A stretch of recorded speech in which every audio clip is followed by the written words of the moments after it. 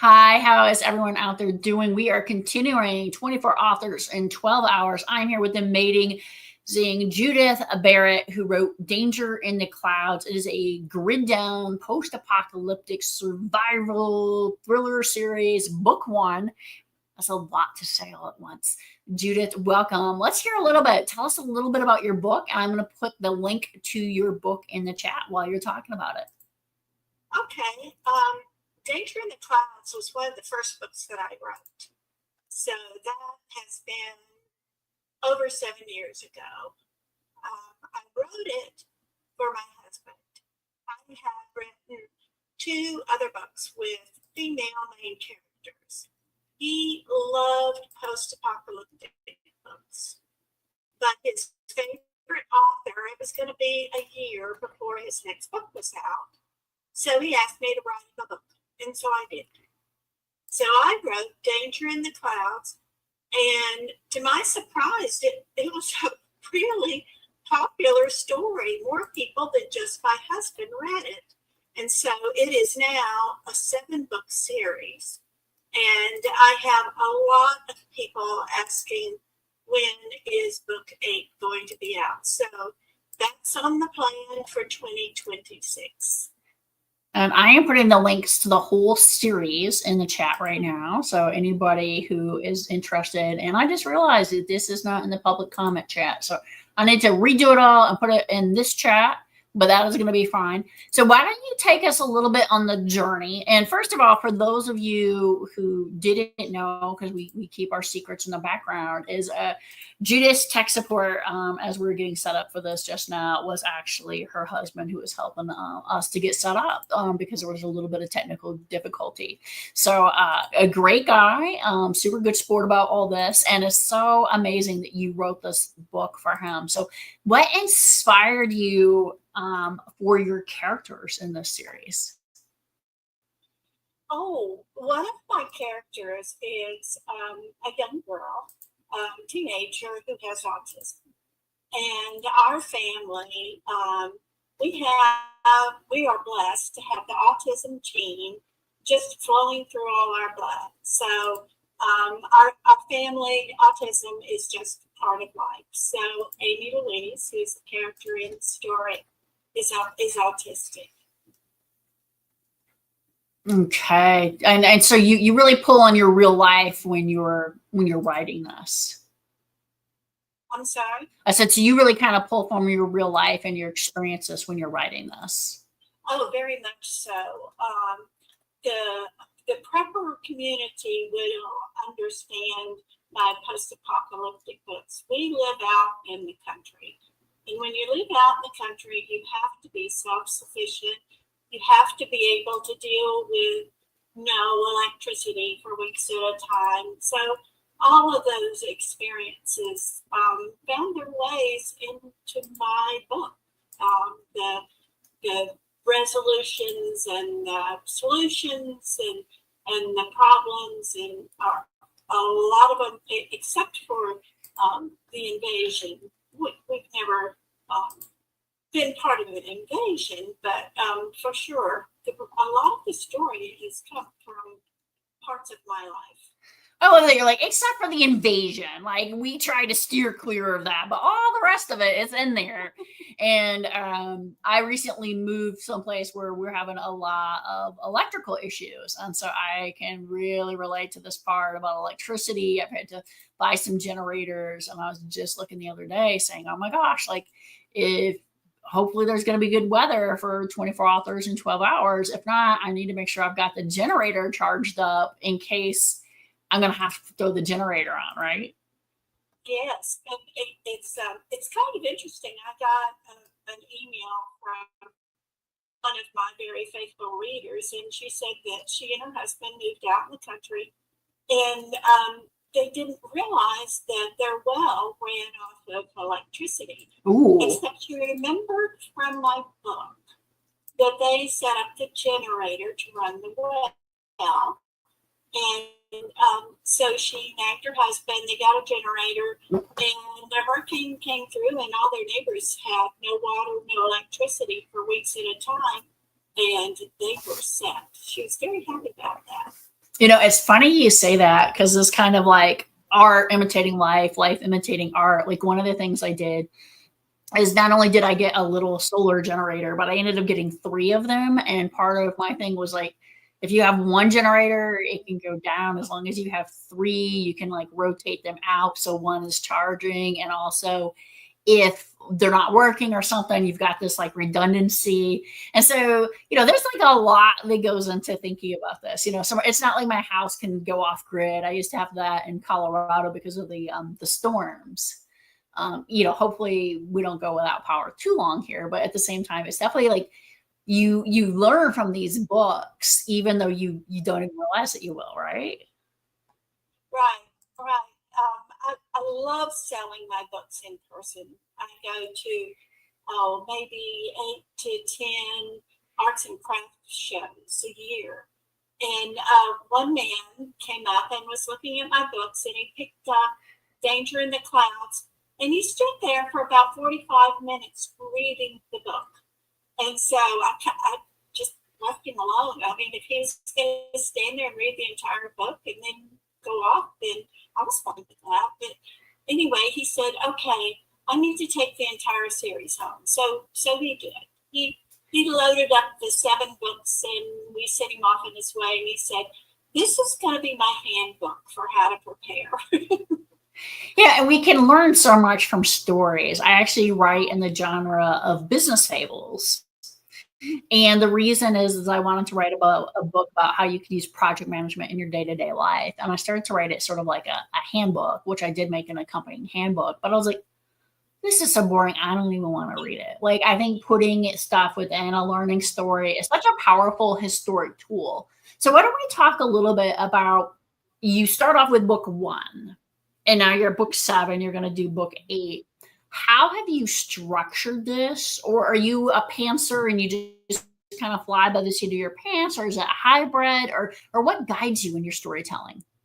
Well, first thing is Danger in the Clouds, the series. That's one of my 7 series. I actually have 53 books that are published. So the way I write, I well, it goes back to the way I learn. I learn by doing. So the way I write is I know what the story is in my head. So I kind of get that down on paper. And then I sit down and write. And when I'm finished, it has nothing, no match with the outline. So I'm a planning pantser. I plan and then I pants. Yeah, I think that hybrid approach happens a lot. And Judith, I want to put your link in here to your site, where people can check out all your genre of books. And of course, today, National Book Lovers Day. If people want to check out these amazing books from Judith, I highly encourage it. We are focused on sort of dystopian, apocalyptic fiction, particularly for this series. But I think it's amazing. We've had people come on who write poetry as well. We have people who come on and write like fantasy with like the fairies and things like this. So, what other genres do you write in? I write thrillers. I write murder mysteries. I have several cozy mysteries. Just for fun, I wrote a historical fiction. The reason I wrote that is I have a secret marketing theory that works for me because I go and talk to so many readers during the year. I can ask all these people, what do you like to read? And that's where I get my ideas for my next books. And in fact, I was talking to a lot of people that said, oh, they really liked historical fiction. So that's where the historical fiction came up. My readers have shifted. When I first started writing, my readers were my peers, my age group, women, all of us kind of banded together, and those were the stories that we liked. That is shifting to the younger crowd. I'm so excited to talk to the the 14-year-old and 17 and 21-year-old women and young men who like my books. They like the stories. The stories talk to them. So it's such a thrill for me to tap into an entire new generation. It totally energizes me. That is amazing. So I'm going to talk about writing, and for those of you who are listening, you know, one of the great things about being an author, and we've talked about this a little bit throughout the day, is, you know, you control your world, right? And so as you've done your world building, has there been a character or a scene that's just kind of taken a life on its own, and you're like, whoa, like I just have no idea how I ended up here?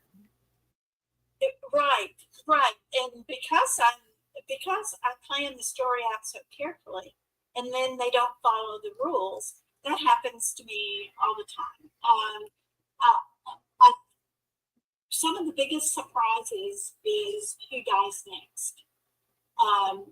Because I write thrillers, and even in the post-apocalyptic book, it really is a survival thriller book. It has all the elements of the survivalist and the elements of the thriller, and we've lost in the story. I know I'm saying we lost the people, but that's how I feel. You know, the characters are just so real, and when a very beloved character doesn't make it, it's just devastating to me. And there have been some books that I cried for 2 weeks and couldn't write because it was just so terrible, and that was not what I planned. That was how the story evolved and took life. It's almost like books are real. You know, it's amazing you talk about the death of a character. There's a book that I have that's in pre-publication right now. And when my beta readers read the book, the story arc for this person is that they're supposed to eventually be saved. And they're like, no, this guy's too much of a jerk. Like, he's done.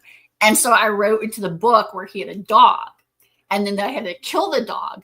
And then once I killed I cried for like weeks.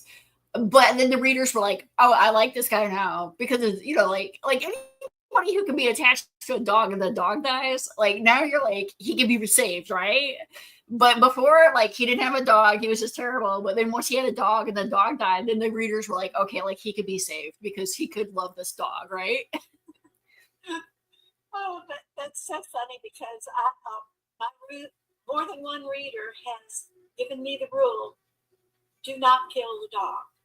Whatever you do, and I've even been asked, does the dog die? And if I say no, they're like, oh, good, then I can read this book. So that was very bold of you. Well, the thing is the dog does die naturally of old age. Oh, okay. So it's you're seeing the dog in his decline. It's an old golden retriever that he's had since college, and that he likes the dog actually more than his twins. So so eventually, as the dog does get older, you're like, okay, like this dog has to move on over the rainbow bridge, because unfortunately, this is a life lesson we all have to learn. But I agree, when the dog dies, I'm like, oh. And I cry. Like, I was so upset. Sonny died, and I'm just like, so you have these books. You've got book 8 coming out. I do want to shamelessly promote the show for a minute for everybody. This is 24 authors in 12 hours. And if you want to donate, this is our link for that. And we also have merchandise now. We just, this is the first show where we have merchandise. So you can get coffee cups, you can get water bottles, you can order it from here. And this is an author helping author event. So what does that mean? It means I get nothing from this. The authors pay nothing for this. This is really about us just being a community and getting the word out. And I want to share as well that my newest book, Decoding History, The Invisible Thread, is available free for download all day. And this is a speculative fiction written in 2055. And it is based on, in the year 2025, all this data has been stolen, removed from the internet. And what is the future like when you have curated feeds and all kinds of data no longer available? And so hopefully people like it. And as I talk about that, what I want to do is open it back up to you, Judith. Speculative fiction, dystopian fiction, you've written in so many genres. What would you like to leave with the audience? Your thoughts? My thought, I think if one question that I was hoping you'd ask me, what do I like best about writing? What do I like best about the whole publishing thing? And I've alluded to this a little bit, but I absolutely love to talk to readers. And it's very unusual because I'm kind of an introvert. If there's a party, I'd rather stay home and clean a closet. But if there's somebody that wants to talk about reading, not necessarily my books, but just what they like to read and the kinds of stories that they've read in the past and what they liked about them, I just absolutely adore that because I learn so much and it helps guide me in what I'm going to write next. Judith, I think that's so powerful. And I want to leave on that note. If you want to contact Judith, her contact information is in here. That's the judithabarrett.com. Go ahead, follow her. She will send you newsletters, all kinds of information. Order her books and ask her questions. And I'm sure on that site you can also find live events where you can talk to her in person. Judith, thank you so much for your time. Thank you. And thank you so much for all the help and assistance and guidance. And this has been a great experience. Wonderful. Thank you so much. I appreciate it. And to all of those out there following 24 authors in 12 hours, we are making our progress through the day. And I'll see everybody in a few minutes.